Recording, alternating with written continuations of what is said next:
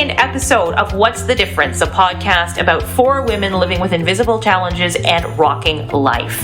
I'm Jackie. I'm Cynthia. I'm Sam. I'm Stacie. Today our topic is talking about how our families coped with our challenges when we were growing up. Now, before we start, we want to remind you that we do have an Instagram page, which is at What's the Difference Podcast, as well as on Facebook. We are facebook.com/What's the Difference Podcast. And you can also email us with your ideas for future episodes at what'sthedifferencepodcast@gmail.com. We invite you to connect with us. We want to hear your story as well, so don't be shy. Reach out. Tell us what you want to hear in future episodes, and tell us if you want to be a guest star on our podcast. Let's all talk about what it was like growing up with our challenges. And I think that we've all had a little bit of a different story growing up.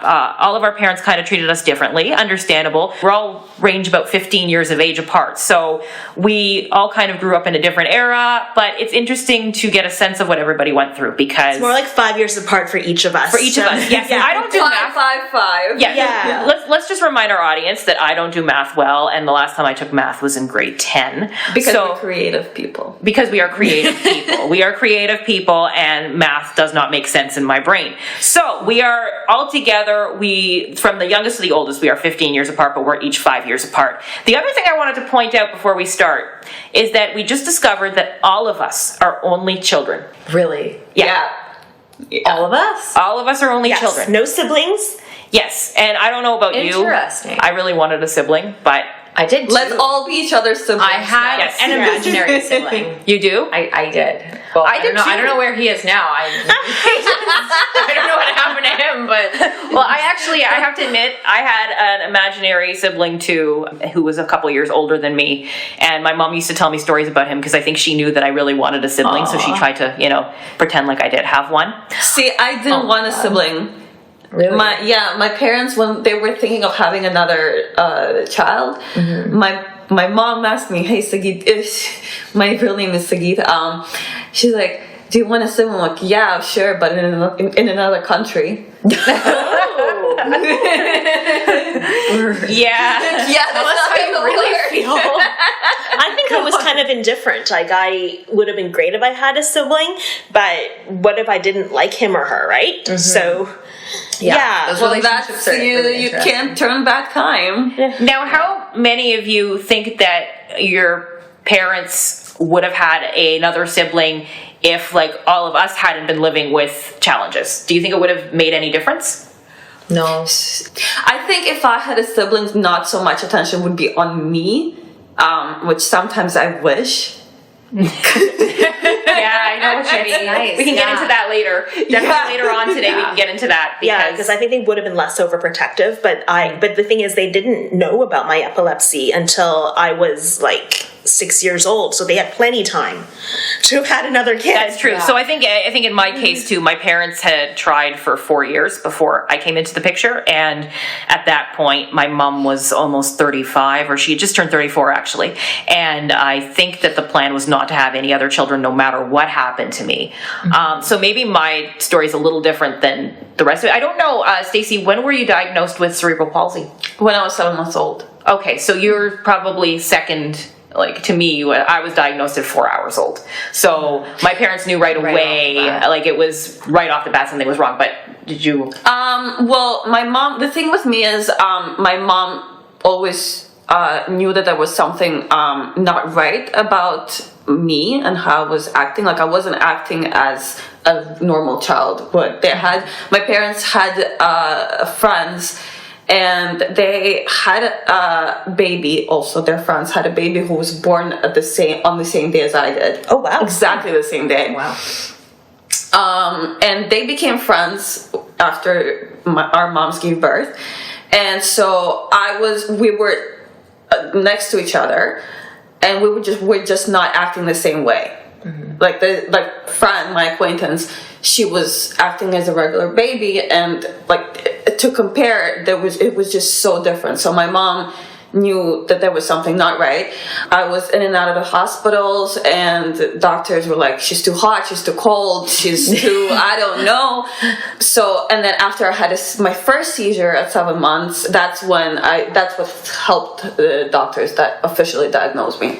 Now, does cerebral palsy and epilepsy kind of go hand in hand? Yes, a lot of people who have cerebral palsy have epilepsy.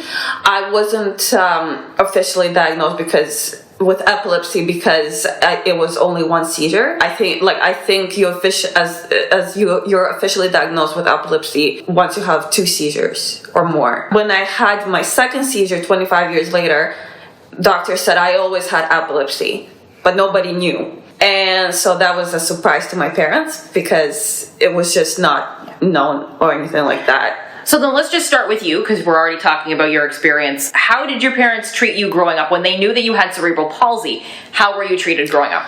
My parents really wanted to raise me as a normal human being, just like anybody else. Growing up, I just never saw myself as a person with a disability. I just saw myself as a regular, able-bodied individual. Like, I didn't feel at home, I didn't feel like as a person with a disability, but that affected me on the outside with other people, like from outside my family. And I think the question that I have next is, do you feel that it's better to treat somebody who is dealing with challenges as just a normal person, or do you feel sometimes like, you know what, my needs are left out a little bit? That's a very good question. Growing up, it was hard for me, but as an adult, I feel honestly grateful that my mom especially just treated me as an able-bodied person, just like anybody else, because that affected my relationships, that affected my outlook on life. I can't relate to anybody else with cerebral palsy. I try to be friends with other people who have cerebral palsy. I can't relate. Yeah. Because all the things that they go through, I went through myself. First of all, I want to learn from other people's experiences. And if I'm only friends with people with cerebral palsy, I'm talking about the same thing over and over again. Mm-hmm. And personally, it's like, I'd rather learn more about your health issues, right? Yeah, something different than what you already know. Yes. So I'm kind of going off topic completely. I'm so sorry. No, it's okay. It's a podcast. You can talk about whatever you want. Sorry, what was the question? No, well, I think the other thing is a lot of people might not know this, and it actually took me meeting somebody else with cerebral palsy a few years ago, an adult who's much older than you. I think she was in her 50s. Mm-hmm. That cerebral palsy is a wide range. Yeah. So when I was growing up, I was in school with another boy who had cerebral palsy, and he was basically a quadriplegic. Excuse me if I'm being ignorant here, because I don't know that much, and you would be the expert on it, not me. Right. But I remember thinking, well, that's what cerebral palsy is. Right. And I'm sorry, that is going a bit off topic, but... No, I mean, cerebral palsy is a lot of things. There are people who, I don't know about myself, I would say. So there are people whose arms are affected, whose legs are affected, both arm and leg. It really is a very complicated disability, and people don't even realize that it affects people mentally as well. There are people who can't speak, who can't move their bodies at all. So it can affect people in many different ways. My case is the most mild version of CP, and a lot of doctors actually thought that I didn't have CP because I can do a lot of things that a person with such a disability can't do. Mm-hmm. So I don't feel like I know much about it myself, really. All right, so for Sam and Cynthia, because I'll wait to tell my story, but I'd like to hear from you and kind of how your childhood was. Mine was interesting. So my parents definitely, I know my dad wanted more kids. I know my mom wanted more kids. And I think because I was diagnosed fairly young, like I was around 4 or 5. So I think my parents kind of knew, and they continued to try anyway. So I don't really think it made a difference. And at that point, they knew it was genetic. They knew there could be a possibility that they had a second child, that the second child could have a chromatopsia. Yeah. So, and I remember being like 8 or 9, and my mom telling me like, oh, I think you might get a little brother or sister. Like, mom's pregnant, blah, blah, blah. And I was like, okay. And then I remember her actually sitting me down. I don't know if it was 3 months, 4 months, whenever it was, but she ended up having a miscarriage. Like it didn't take, or the pregnancy didn't take or whatever. And, you know, they were really sad and just, so I think some people assume that my parents didn't have more kids because it would be a hassle, but really like they did try, and it was kind of hard for them, right? And I think there could be also a bit of a stigma as well about, well, if you have a child with a disability, you should only have one. And like, because, you know, God forbid you have another one. And then that's the same thing, and that's extra.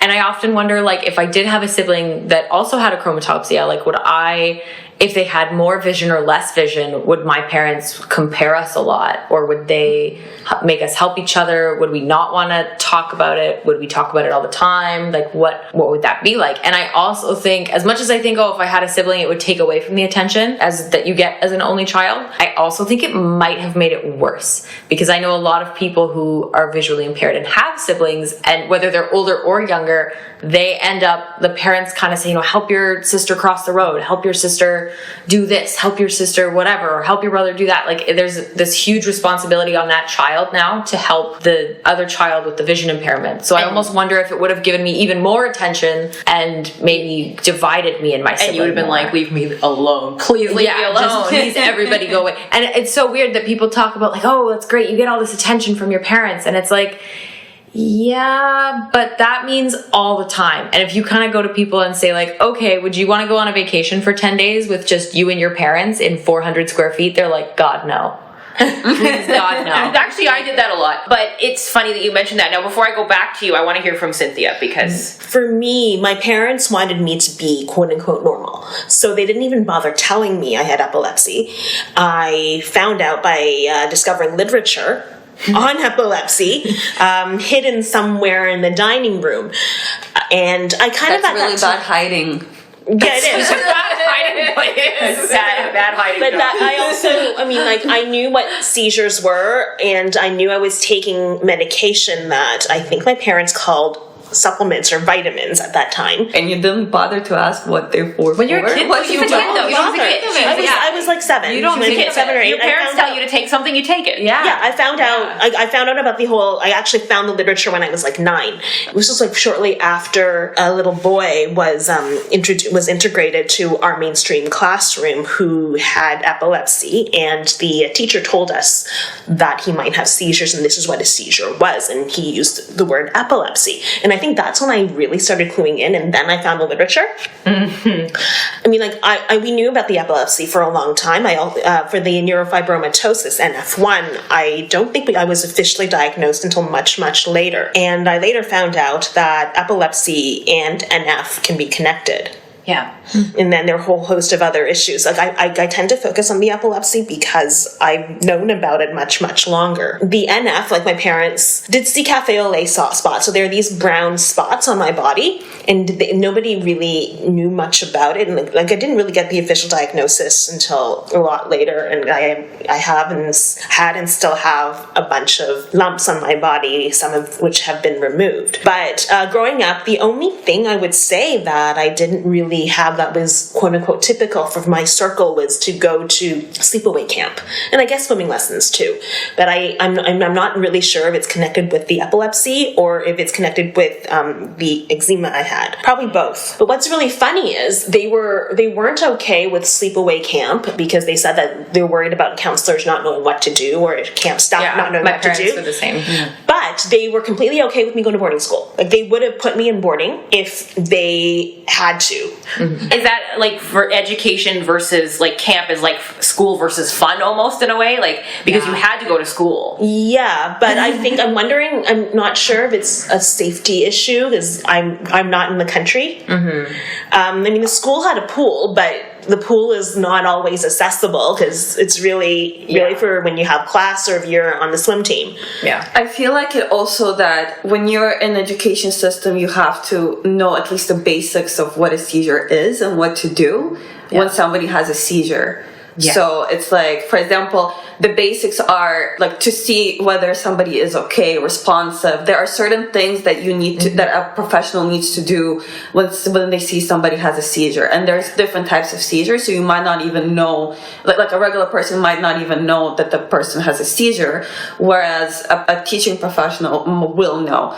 And I don't know how camp counselors, how much they know and how much training Well, they would have had know. some first aid training. Yeah. So it might be because of that, but still not as much as educational professional. And I think also they didn't want to put me in a camp with along with kids who have have epilepsy, because it would stress me out if I see another kid have a seizure. If a kid in my cabin has a seizure, what do I, should I stress myself out? And stress can induce seizures. So maybe they didn't know about it, because I'm first generation Canadian born. So sleepaway camp was not really part of my parents' culture. Yeah. So and I do want to, that was different. I do want to build on that for a second, because you are Chinese Canadian, and I know from marrying into a Chinese Canadian family, so I know a little bit of some of the, the cultural workings and all that.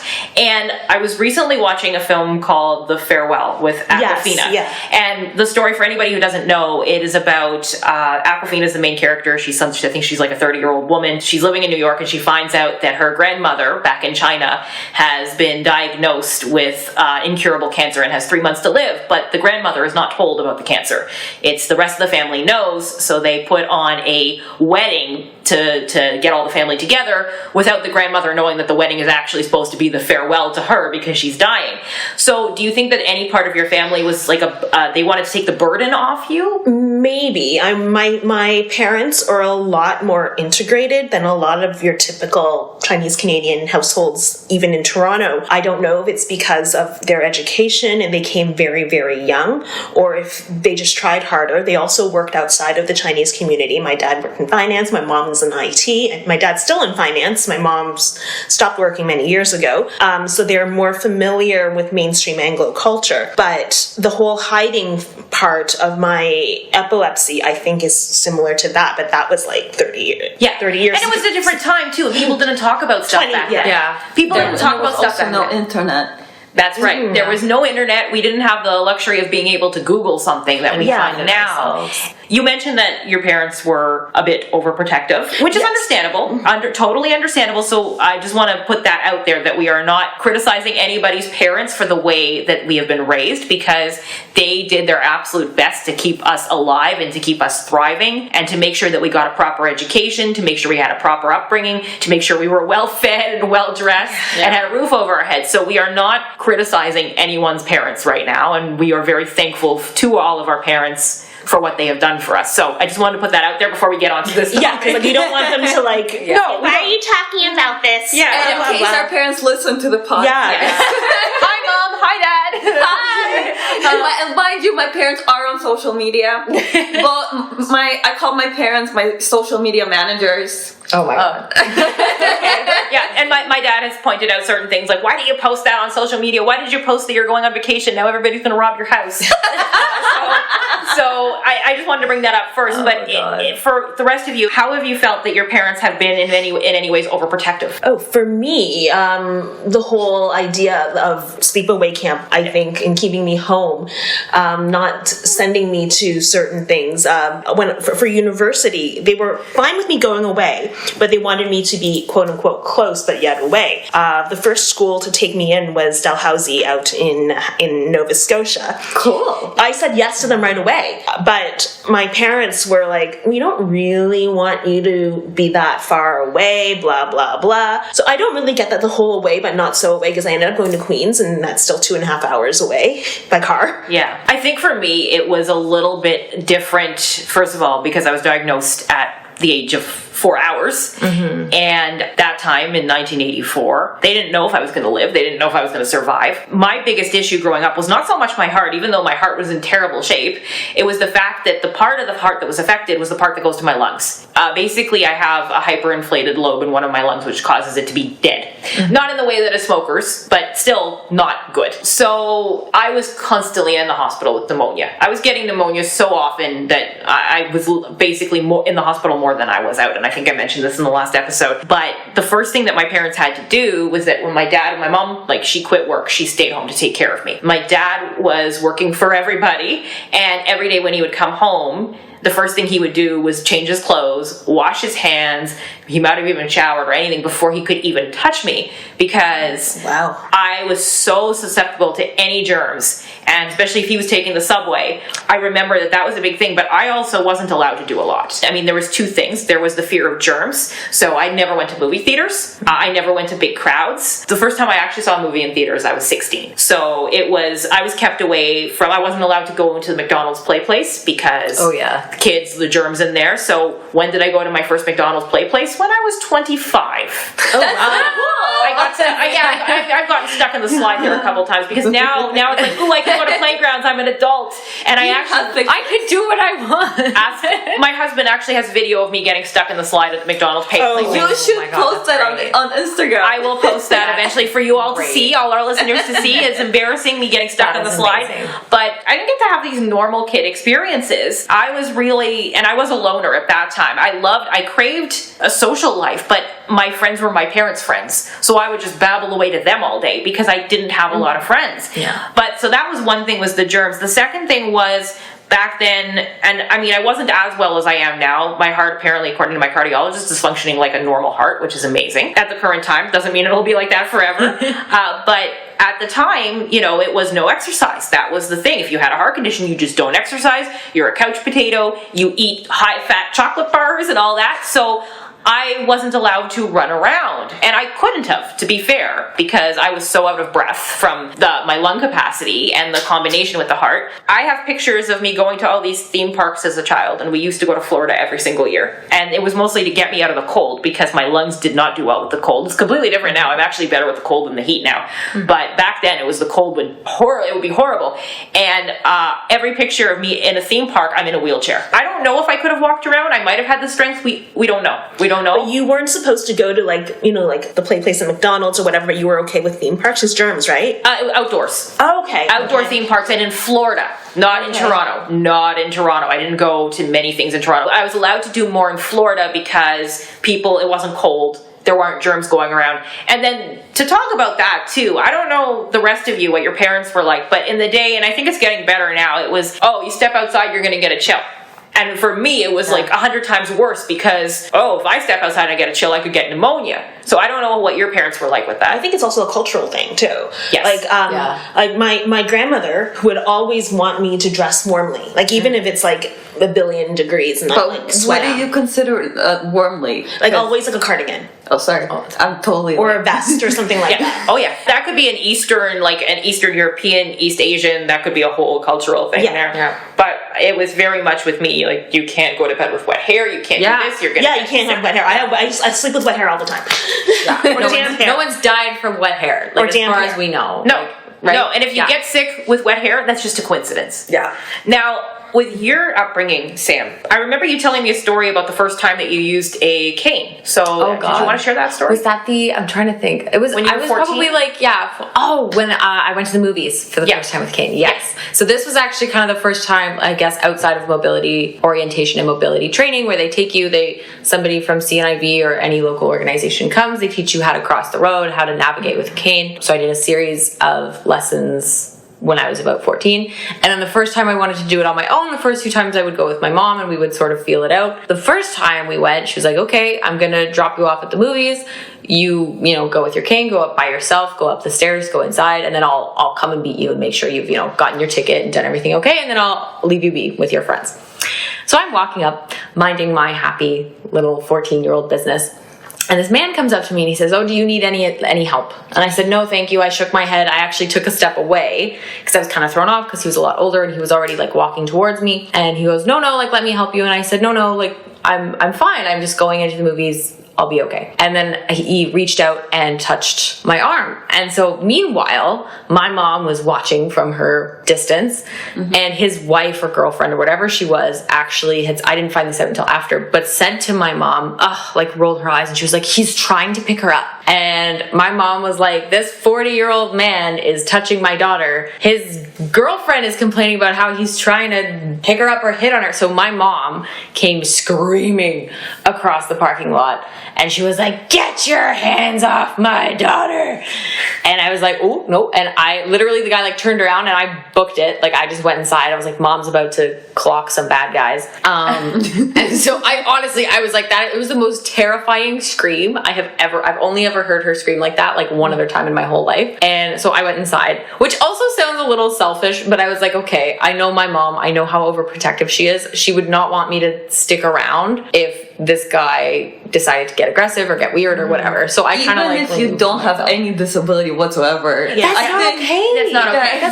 That's not okay. Especially with my age. Like you can tell when a kid is 14. Yeah. I understand like maybe 18 to 20 girls mature faster. Doesn't mean whatever. it doesn't mean It doesn't even mean you can touch me, especially if I'm saying no twice. Like you could see me, like I said it verbally and I was shaking my head. So like there was no, like, no, go away.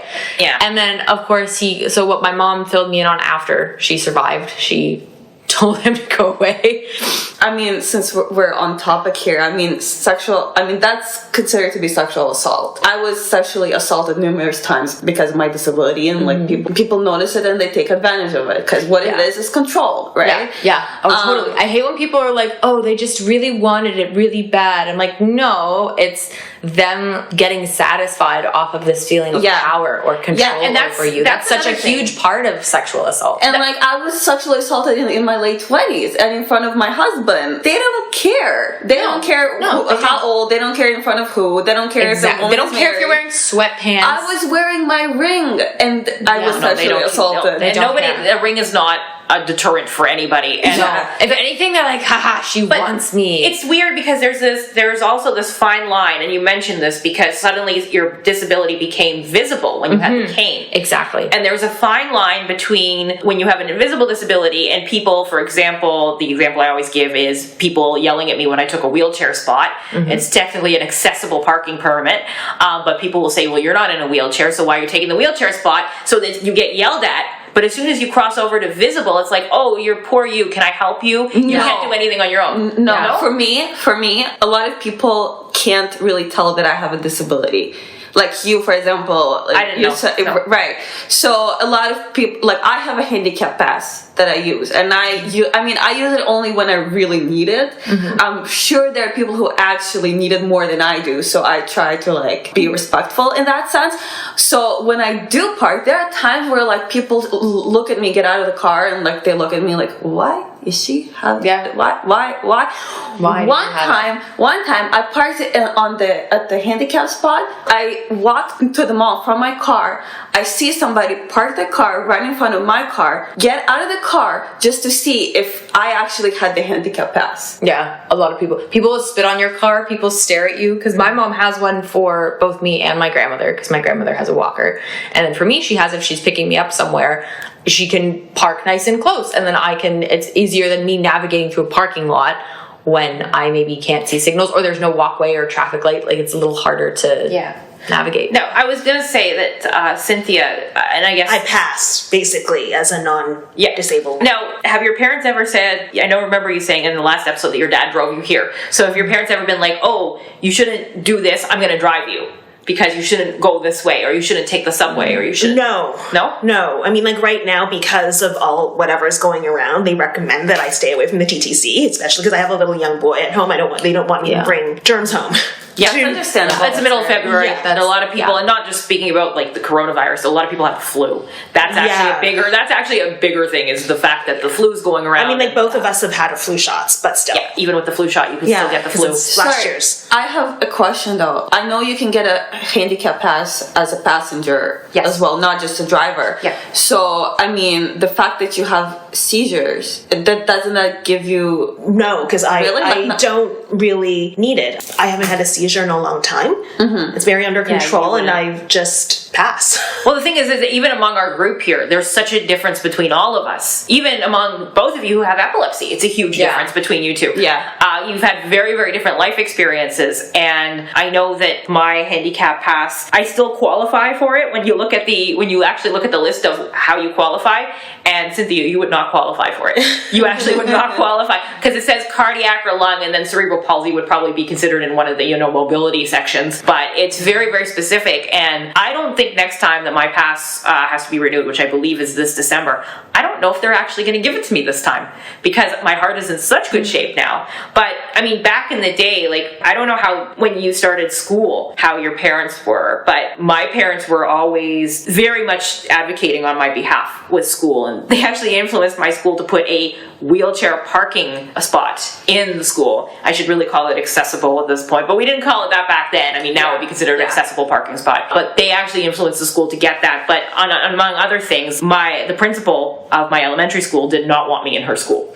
She did not want to deal with me. She did not want to take responsibility for me. And she was very adamant that I not be there. I have a lot to say about that. Oh, and well, the thing is, Was there no special classroom at your school? Because when I was in elementary school, our school had two separate classes for kids who had some developmental issues. Yes. One was more severe and one was more of a behavioral. yeah, but I wasn't put into that. I wasn't put into that class, and this is a whole wide range of disabilities, right? So it's like trying to group them all together into one special education class. It's really, really hard. And with me, in many ways, I was a gifted child, because I was reading when I was 3. I was counting and reading numbers when I was 1.5. So I think what helped me prove that I can be in the regular school system is because I was way ahead of my milestones intellectually. And that's sad to say, because it really sucks for kids who have developmental disabilities and they're not treated equally, or given at least the supports to be treated equally. I do know that the funny thing was, I have been a journalist for 13 years, a freelance journalist, and I've been on one of Toronto's main TV stations, CP24. One of the first times I was on CP24 doing traffic reports, that principal of my elementary school reached out to me to try to get in contact with me after seeing me, and I was like, fuck you. Now you want to get in touch with me? Now, after you didn't want me at your school, after you treated me like crap, now you want to be in touch with me? No. I don't even know if people at my school, the faculty, knew about my condition. I think other than one school, when I was in Bermuda, I don't think anybody really knew. I don't know if my parents said anything to the schools. When I was in a normal classroom, I did slightly above average until I went to BSS, and I was kind of average-ish, maybe slightly below. but this is a school where all the girls were like basically honor students. Yeah. And there's like 100% university. That's hard. It's really hard to compete in that environment. And I know as soon as I was put into an honors English class, oh boy, I did not do well. I struggled with that, because everybody's speaking above my head, and I'm going, why am I in an honors class again? Because it's an honor to be there. Yes. Oh my gosh. Yes, maybe that's it. But Stacie, you said you had something to... Well, I have a lot to say about this topic. I went to school in Israel and Canada. I moved here when I was in grade 7. In Israel, especially in the 90s, people with disabilities, like if you were different in general, you were just an outsider. Mm-hmm. Cerebral palsy is considered to be like worst case. You're not considered to be not a person, basically. When I was in kindergarten, they told my parents that I should stay a year because they had according to them, I had developmental issues, and I didn't know Hebrew as well as the other kids did. Mind you, I spoke Russian at home, so obviously I didn't know Hebrew that well. Hebrew's a hard language to learn. Hebrew is a hard language. I look at it and it's like, how can anybody read this? This is so difficult. But it sounds like my situation, because I spoke only Cantonese at home until I started junior kindergarten. Yeah, so my parents started teaching me Hebrew. I was fluent in Hebrew since by 6 months later, and they were all surprised. Luckily, I had a family doctor who was amazing. I remember coming to him when I was 6 years old. There was a case where they wouldn't even let me go to first grade because according to them, I was developmentally challenged. And so my doctor just looked at me and said she can go to school. Like she's like any other person. So that was my case in Israel. here, Just a second, I don't mean to interrupt. Did your mom have to get the doctor to write a note to the school saying you can go on to grade 1? So, because they said they want to Probably. keep you. Okay. probably. I don't know the exact details, but that's what I was told and that's what I remembered. I had some very good teachers in Israel who believed in what I could do in middle school, and there were some not so good teachers, but that's a whole different story.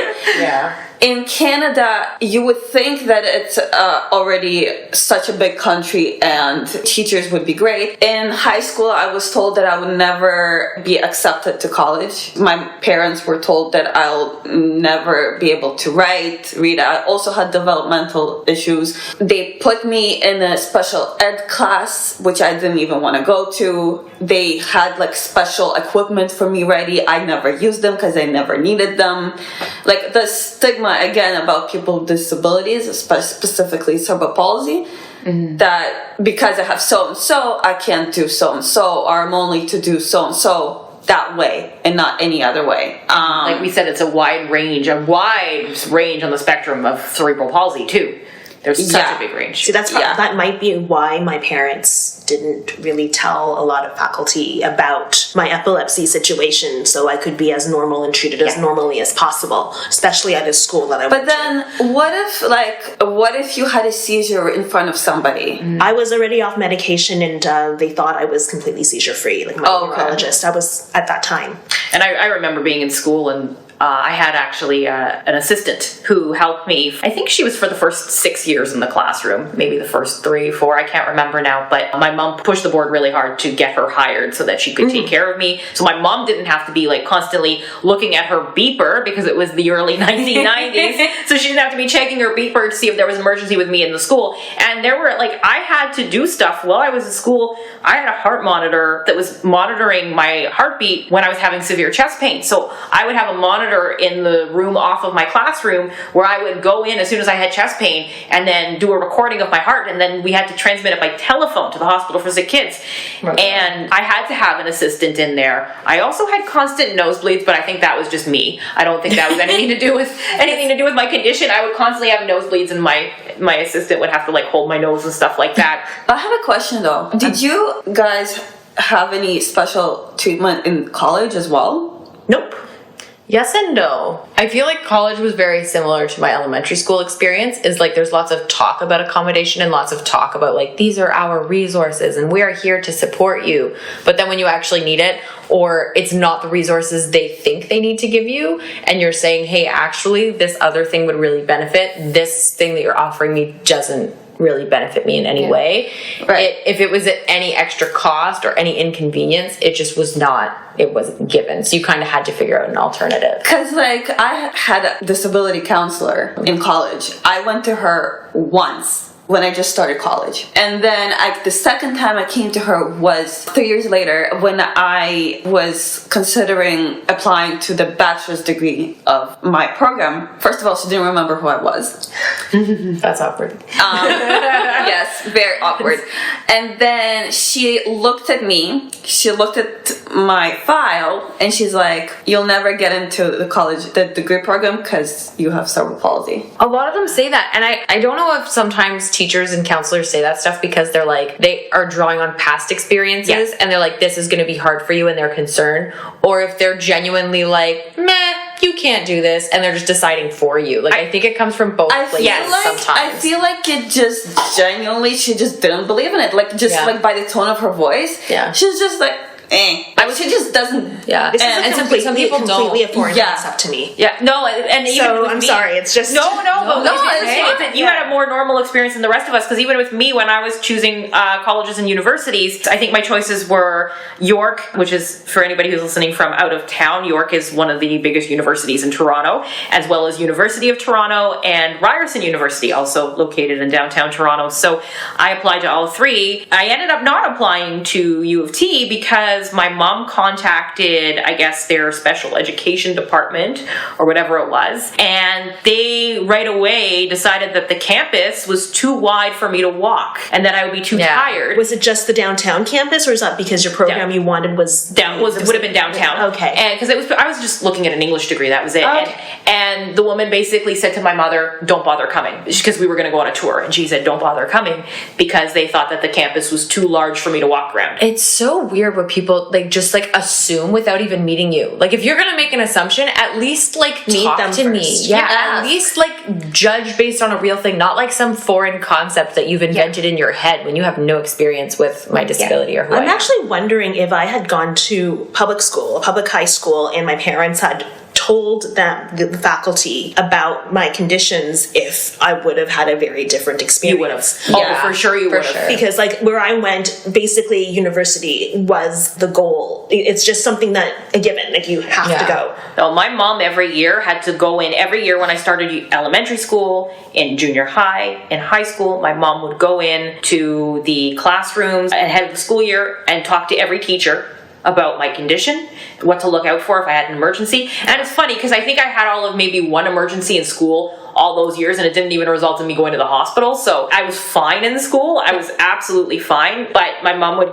basically lecture all the teachers because they were uncomfortable, and there were so many of them that probably were a little bit scared about taking on a kid with a heart condition. And the automatic thought for me is when I go into a place, the first thing is are you going to have a heart attack or are you going to faint? No, that's not my condition. That's not funny, is it? No, but everybody will she have a heart attack because she has a heart condition? Yeah. Well, that's adult heart disease. That's not what I have. It was that fear that something awful was going to happen in their classroom. Yeah, and they would be responsible, and then it becomes about their concerns, not how they can best educate you to live your best life. It's about, I gotta cover my adult ass from this 6-year-old that I'm afraid of. I feel like schools try to degrade kids and make the parents believe they can't do anything. Yeah. My parents couldn't bother with that crap. They didn't listen to any of the crap that they were told, which is why I am where I am today. I finished school, I finished a diploma, degree, certificate program. I did 2 colleges at the same time. I was working also at the same time. So all my success is thanks to my parents not believing the shit that they were told. Yeah, and I'd like to loop that back to the fact that yes, our parents may be overprotective in some of our cases, but they really were looking out for our best interests because they kept advocating for us. It's working. I think my parents told me you only work when you're off school or if you're in a co-op program. Yes, my parents too. Yeah, they said that don't worry about working because we've got you covered.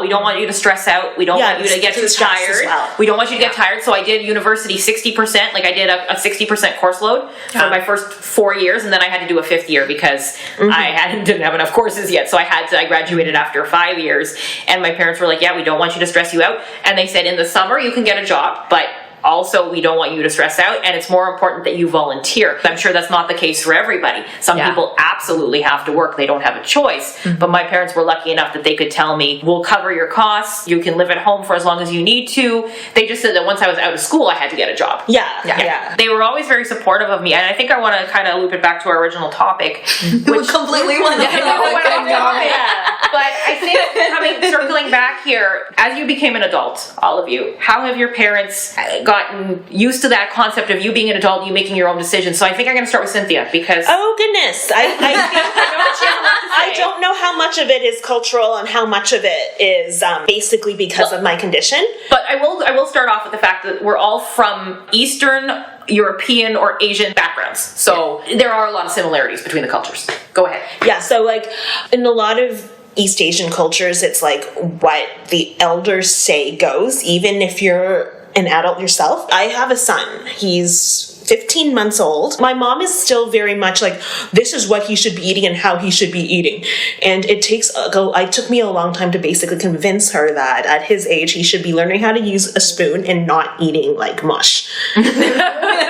Delicious mush. I mean, he doesn't even want to eat mush. He wants to eat real food. Mush. Mush is I don't even think it's a cultural thing. I think a lot of parents, I'm Jewish. I know a lot of Russian parents are like that, and Jewish parents. It's just a parent thing. Oh yeah, no, but there's a lot of control. Yeah. Do you think that your parents still see you as somebody who needs to be coddled, even though you're 40?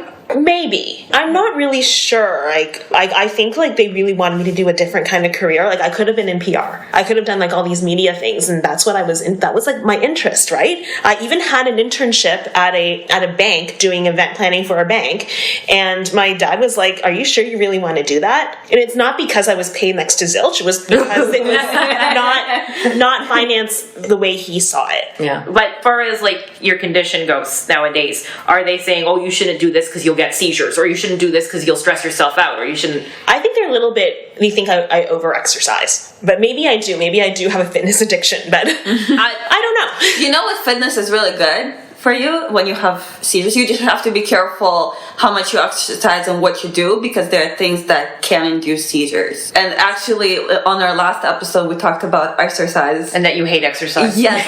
After that, I actually went to a Pilates. Yay! Congratulations! Thank you. Or muzzle tub. But actually, Pilates is something that I've been doing. But it's interesting that you say that about your parents, because my parents are, I guess it's hard for them. And I totally understand, Mom and Dad, if you're listening to this, that it's been, you know, that you guys have done an amazing job of raising me. And I'm so grateful for that. But I know it's hard to see me now kind of living my own life and not calling you as much. And I'm sorry that I don't do that. But I think the whole thing is that for all of us, that our parents just wanted us to lead the best lives possible. And What she said. yeah. But I love you too, Mom. I'm also sorry that I don't call you. but Sam, you live on your own? Yeah. And so when you first moved out, were your parents freaking out? It was like interesting because it was kind of a weird thought process. So originally my parents, I pretty much lived at home like my whole life, minus going away for school. Me too. And I think when I moved out into an apartment for school for my third and final year, they were a little bit nervous just about the whole process in general. Accessibility wise, I don't think they were as nervous because I was like right next to the subway. I was next to a grocery store. I was next to like a bus terminal and a mall. Like I was so close to all these things. I almost think they were maybe for once actually more worried about the living, like, oh, you know, my kid's first apartment, like those kind of stresses, as opposed to how I was getting around, how I was doing these things. Isn't that with nice? I know, it was so It was weird. like normal. It was like, hey, I feel normal. Whereas now, a couple years ago, they bought a house outside of the city, kind of more, maybe not even that far, like maybe an hour outside of the city. And their original plan was to downsize to maybe help me put a down payment on something, because they want, kind of like you, Jackie, they want you to be set for life. They're like, we don't want you to have, we know that working is hard for you. And if we can, we want to be able to give you the best life possible. That's exactly what my parents did. Exact same thing. And when I sort of started looking and sort of started realizing like, okay, that might not be what we can do right now. And I said, well, Brampton isn't great. Even just like for housing, I was like, you know, if you like, they were looking at this great house in the country, and we were kind of saying, you know, this area is going to go up much more in the next few years and it's going to be worth much more. So now that sort of payment they were looking at giving to me is now, instead of a right now plan, it's like maybe a 10-15 year plan. Yeah. So I moved out because I needed to be close to work. So now instead of me like kind of owning something, I'm sort of in the whole rent area. And I think sometimes they worry because they feel like they moved away maybe too soon, but also emotionally I was ready. Like financially, I kind of wasn't. I was like, you know, like I'm iffy, but emotionally, like, and what I'm physically capable of, like how I'm able to go out, get my own groceries or go to work on my own, I was fine that way.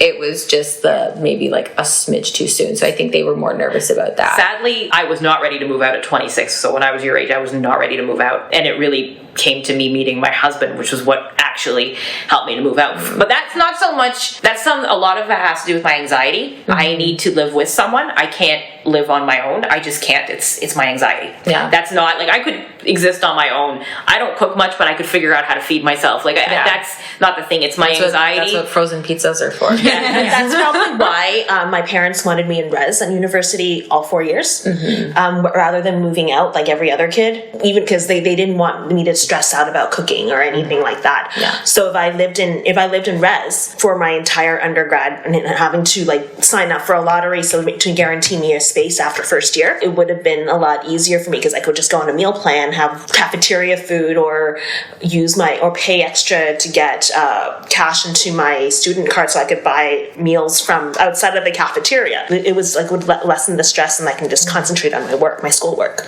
Yeah.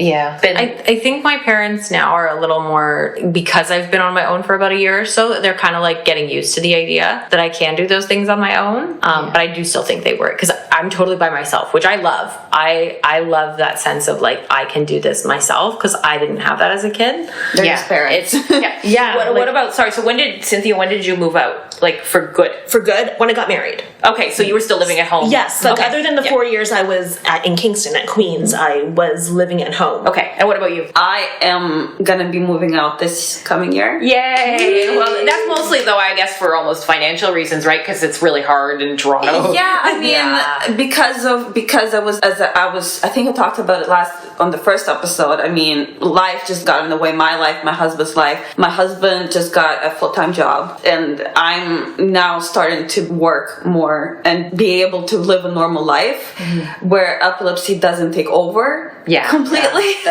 It's hard. So we're now starting to be more financially independent, where we feel like we are ready to be independent from our parents emotionally and financially. We started being more financially independent slowly. Like we bought our own car, we got our own phone plan, etc., etc. Like it's all a slow process where it's like rather than just do it all at once, we're doing it just for our listeners who don't know that Toronto is an insanely expensive city to live in. So you got the two challenges of living with a disability and trying to afford a place in Toronto is not easy. So have you lived at home your whole time then? Yeah. And so I lived at home till 4 months before I got married, and then I moved in with my husband. He was my fiance at that time. I remember finally my parents had just had enough of me and they were ready. They were like, okay, go. You're ready for me to leave at that point. I was 29. Mind you, my husband and I, we initially bought the place more than 3 years ago. Yes. We bought it pre-construction. Construction moves very slowly. Yes. And very slowly. My parents are actually like waiting for the condo to be built. They're like, so when's the move-in date? When's the move-in date? They want you out. They want you out. When? Sigi, when? So we just joke. I'm like, I have my coffee machine ready because I'm a coffee addict. My husband doesn't love it, but that's his problem. Not mine. Oh yeah. That's everybody else's problem. So they're more ready to let me go, and again, it's how they raised me to be an independent woman. Like they raised me to be independent career-wise, not be dependent on a man necessarily. And I mean, they would have loved it if I lived on my own too. It's just again, life got in the way. And I think my parents were the same way, that they would have been okay if I lived on my own. The original plan, when I hadn't met anyone and I was 26 going on 27, the original plan was my parents were going to downsize and they were going to rent a condo somewhere along the subway line, and I would buy a condo in either the same building or very close by, and then I could stop by whenever I wanted, and they were right there. In the end, that didn't end up happening because I actually met my husband, and I was like, hey, I have somebody to live with. Sounds similar to me. Yeah. Now Dennis is gonna think that you only married him so that you could move out. Maybe I did. Maybe he married me for the same reason, because he was still living at home too. It's a cultural thing, though. It's a cultural thing. So he doesn't have. He's actually the only person I know who has like nothing wrong with him. Not that wrong. I don't mean to use that as a negative term, but I mean there is nothing wrong with you. You said that you guys like shouted at me last time. There is nothing wrong. So technically, he is in perfect health. He's probably the most stable person I've ever met. But he was still living at home when he was 34.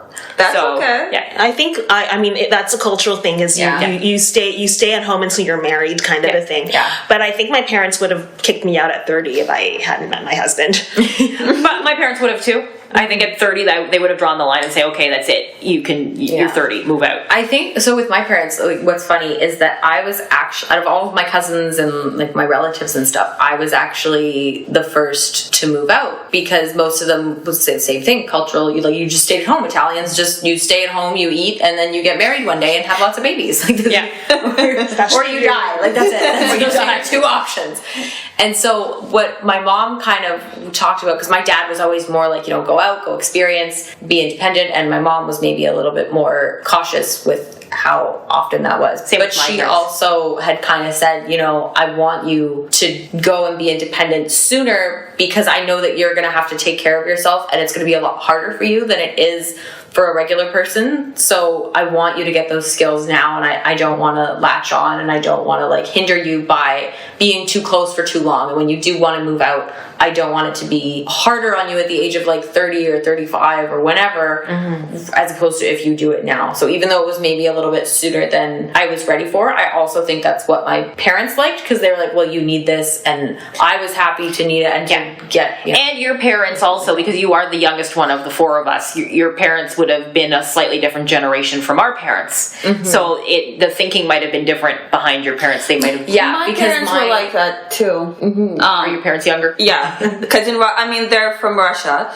So in Russia, it's like if you don't have 20s, if you don't have 20s, if you don't have, Here's some 20, I'll throw them at you. if you didn't have kids by the time you're in your 20, you're considered to be old. Damn. My dad's... I'm ancient then. My dad's parents, they had their first child when they were in their 20s. And they had my dad when my grandmother was 37 and my grandpa was 42. And whenever my dad would be embarrassed to be seen with them because people just thought that his parents were his grandparents. And they thought that his sister, who was 16 years older than him, was his mother. But that was also a different generation. Yeah. Yes. Now it's like 40 is okay to have kids. Yeah. Even in Russia. But yeah, like I remember when I would turn 19, my mom looked at me and she's like, so why are you staying at home? Like, don't you have friends? Don't you have people to go clubbing with? I'm like, I wish my parents had said that. I became a mom at 39. There are a couple of people I went to high school with who were also became a first time moms at 39, 40, 38, whatever.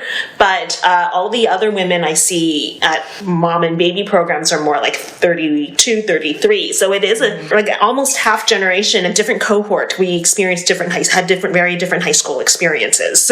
Yeah, and I remember you saying that you're like considered not a Gen X and not a millennial. You're kind of an Xennial, which is kind of in between the two. And I'm kind of the oldest. When I look up millennial, I'm actually like the oldest millennial, because I think the rest of you are millennials here. So Yeah, I'm kind of like towards the end, like the younger millennial. You're a younger Almost Gen millennial. Z. Yeah. You're almost Gen Z, but you're not. I don't think you're quite Gen Z. I don't know where the definition is for that. I'm Gen Y. it's up Basically, till, you would be Gen I think Y. it's 1996. Yeah, So and I'm you're right on the 94. border. Yeah, so you're still a millennial. Yeah. Yeah, and I think Yeah, you're a millennial, like I'm Gen X. So Yeah. So I think, because of all of our parents are different ages, and we're all different ages. I want to end off by, if you could say one thing to your parents right now, and I'm going to start by going clockwise. So Cynthia, when I love you guys. You guys are okay. You're good. You did a good job. I'm not in jail, so I love you. well, you're not in jail. I would hope you wouldn't be in jail. Yeah. You're right. I was in a wheelchair for only 3 weeks. And more seriously, though, I mean, all I can say is thanks. And a lot of people say that it's all me, that like when they look at me, they say, oh, you're so strong. But it's like, you don't really see behind the scenes of what happens at home. And it's like, I can honestly say it's thanks to my parents. Yeah. No, me too. My parents definitely put in like a lot of, and there was even a lot of arguments. Like I know they kind of butt heads as to what was best for me, and like I'm just a huge thank you to them on how they approached that, and they both were always just trying to do what was best. And and I agree with that. I think that's how I was kept, quote unquote, normal / able to pass. I went to Catholic school for the first part of my education, and for those who don't know, in Ontario, the Catholic school system is government subsidized. I don't even know if my teachers necessarily knew. Maybe one or two did, but I was never put into any special class or told that I wasn't able to do anything. So maybe that's part of thanks to my parents not telling and not outing me. I don't know. Ask. well, I want to thank you all for another amazing episode, and this has been great because we've got 4 different perspectives and 4 different ways that we grew up. And even though 2 of us had the same invisible disability. Yeah, so it's interesting because like you're actually the first other person that I met who has epilepsy as well. This has been great to talk to you all about this, because I think even if we all had different upbringings, there's a lot of similarities here, and ultimately our parents just wanted what was best for us. Yeah. If you you want to follow us on Instagram, we're at What's the Difference Podcast. Also on Facebook, What's the Difference Podcast, and be sure to email us at what'sthedifferencepodcast@gmail.com. That's a tongue twister. If you want to hear anything in our future episodes, or if you would like to be part of our future episodes, we are welcome to hear from anybody. We'd like to hear from anybody as well who lives with someone who's dealing with an invisible disabilities or an invisible struggle, such as addiction or depression or anything like that. We would love to have you on our show. Give us a shout. Again, those socials, What's the Difference Podcast on Instagram, What's the Difference Podcast on Facebook, and What's the Difference Podcast @gmail.com if you want to know more. So thank you all for being a good part of this episode. Thank you. And I think we're all hungry, so we're going to go get something to eat. To me, Yum, yum. Okay, bye everyone.